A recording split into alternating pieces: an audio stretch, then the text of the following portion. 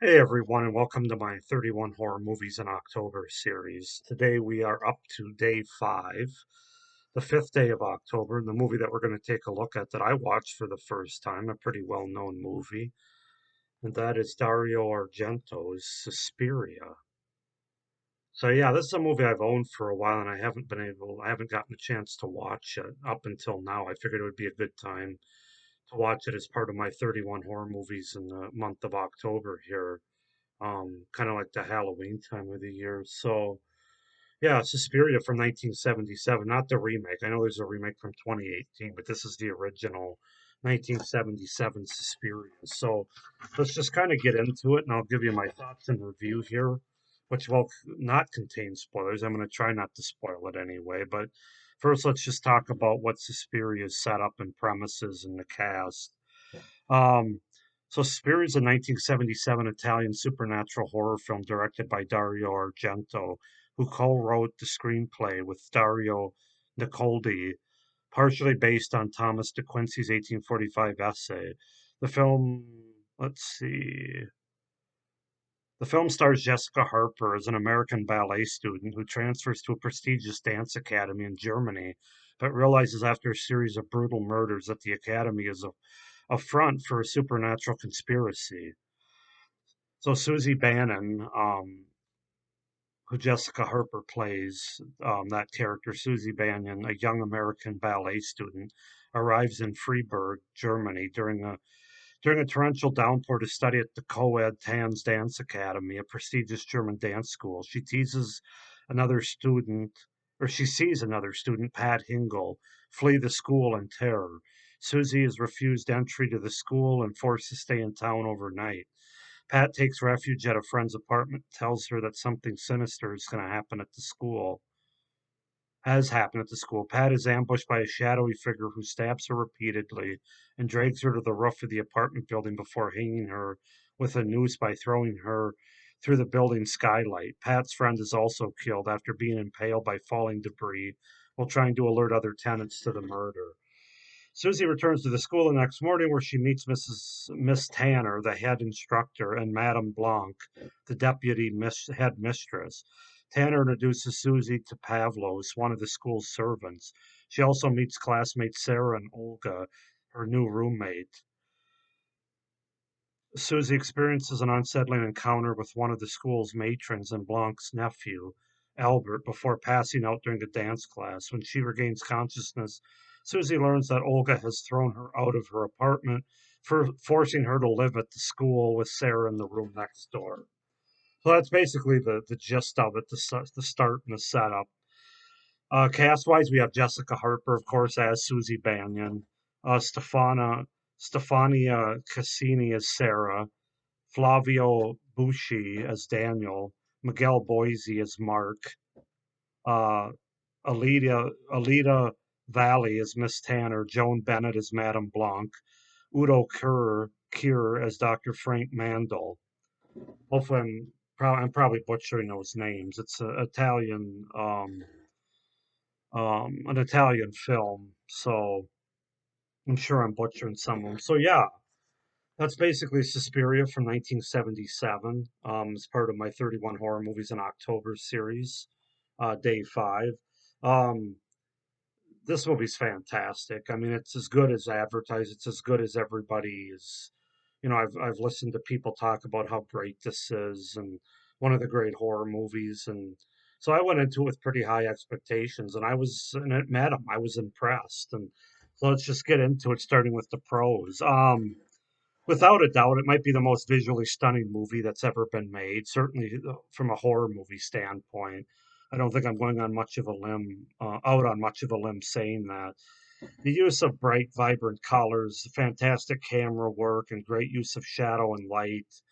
The silhouette of the main villain is the best example of the use of shadow and light. Really, this movie's just really easy on the eyes, even if you're not really into the story and it doesn't completely work for you all the time. The movie's just so stunning to look at. It's just, yeah, like I said, just visually stunning. The use of colors, the brightness of the look of the school and the colors as she's at the beginning of the movie while she's in the taxi cab and the flashing. of the colors inside the school, just throughout the whole movie. It's just it's really just a visual buffet of colors and just wonderful filmmaking. So that yeah, that's really the biggest pro. Just can't speak enough about how fantastic it looks. Also, you got to talk about the score. Definitely one of the best horror scores of all time. Great sound cues, great music cues during various stalking scenes, kills, and atmosphere scenes when they're trying to set up tension. The music is a character in this movie. Just fantastically done by the band Goblin. I believe it's an Italian, it's a European band, Goblin. But yeah, it's just fantastic sound, fantastic cues and soundtrack to this entire movie. Just awesome, one of the best ever in a horror movie. Um, there's terrific overall atmosphere throughout this movie. It has a very dreamlike and creepy tone to it. Um, but the atmosphere is just fantastic from as soon as she gets off the plane at the beginning of the movie in the airport all the way to the very end. Just amazing atmosphere in this movie, amazing horror atmosphere. Um, Obviously, it's a wonderfully directed movie by Dario Argento, possibly his best overall movie. Oh, excuse me, I'm sorry. But yeah, just wonderfully directed. Dario Argento. I haven't seen all of his movies, but I've seen most of them, and I have to say this probably is his best movie. He had a vision for this movie, and he executed it really well, really effectively. The story, while it's not overly complex or deep, to me, it's still interesting enough, and it's a story that fits in nicely with the month of October and sort of the Halloween holiday. I'm not going to say exactly what the story is about because I don't want to give that part away. But when you get the reveal of the movie, it fits very nicely and with Halloween tones. As far as what's going on, the supernatural element of it, very Halloweeny. Um, yeah, and I thought the story was interesting. It kept me enthralled. The mystery of it before the reveal is very interesting and very edge of your seat. And then they do a good job of having a slow reveal.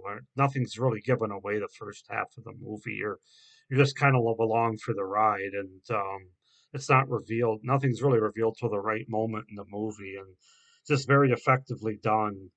Um, I also love the setting of the ballet school. It looked like a big creepy haunted house and in both outside and inside. It's very effective in terms of the design and the layout inside.